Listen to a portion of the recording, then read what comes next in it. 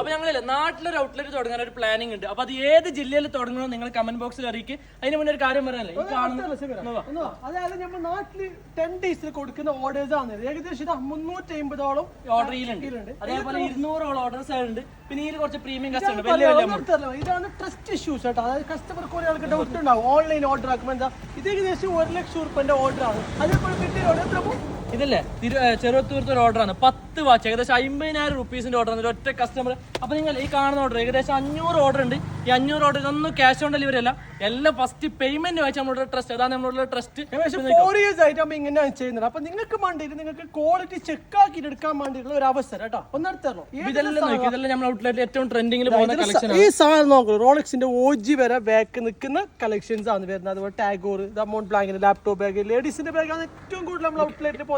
ഈ ഒരു സാധനമല്ലോ നിങ്ങൾ പർച്ചേസ് ആക്കുന്നത് വെച്ചാൽ ഓൺലൈനിലാണ്. അപ്പൊ നമ്മൾ ചോദിക്കുന്നത് എന്താ വെച്ചെങ്കിൽ ഈ ഒരു സാധനം നിങ്ങൾക്ക് ക്വാളിറ്റി വന്ന് പർച്ചേസ് ചെയ്തിട്ട് നോക്കിയിട്ട് സെലക്ട് ചെയ്യാൻ പറ്റിയ ഒരു കേരളത്തിൽ എവിടെ ഔട്ട്ലെറ്റ് ഓപ്പൺ ചെയ്യണമെന്ന് നിങ്ങളോട് ചോദിക്കുന്നത്. അത് എവിടെ ചെയ്യണമെന്ന് നിങ്ങൾക്ക് നോക്കിയിട്ട് ക്വാളിറ്റി ചെക്ക് ആക്കി എടുക്കാനുള്ള ഔട്ട്ലെറ്റ് എവിടെ കൂടുതൽ കമന്റ് ഇരുന്ന സ്ഥലം ഓപ്പൺ ആകും. അത് വിത്തിൻ 1 month നമ്മൾ സ്റ്റാർട്ട് ചെയ്യും. അപ്പൊ ഇപ്പൊ തന്നെ നിങ്ങൾ കമന്റ് ചെയ്ത് എവിടെ തുടങ്ങണം എന്നുള്ളത്.